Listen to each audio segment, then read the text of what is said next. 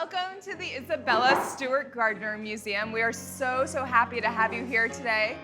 I was very skeptical about it. My first impression was that why are they taking dentists to the museum? What does it have to do with my career? How is that going to help us in our classes? Teaching students how to make observations is actually kind of a difficult process.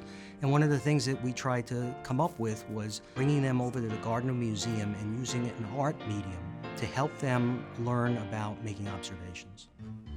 I want to invite you to take a minute or two and walk around the room, explore the whole space. VTS stands for Visual Thinking Strategies, and it was designed to help people look closely at works of art and think deeply about them, because it's shown to be an incredibly effective tool to help nurture critical thinking and communication skills.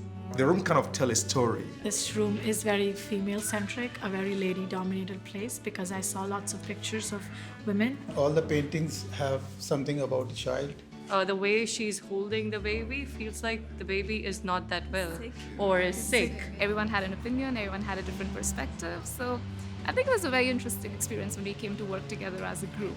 Not only do they have to make an observation, but then they have to speak about it in a coherent fashion so that somebody else can understand it. And that's the same thing that happens in the practice of dentistry when they're talking to their colleagues about a patient. All the people around her, especially the other women, they're so sad and so much pain. You have the sense like there's like a lot of sadness and pain in this room. I could look at something as simple as a picture and say, this is what I saw, and someone says, oh, I saw this as well. The room feels like a mix. Okay. You know, because on one part you have religious paintings, then they're warriors, but they're children. As humans are often very quick to judge things. Like we see something and we think like, oh, that's definitely what is going on here. But often it may not be that case actually. And the same thing is true for dentistry. I see, for example, in this picture, it's depicting something like war or judgment, or so. To me, it can be like a combination of what can be love and the opposite of love. Dentistry is not just a science, but in fact is an art.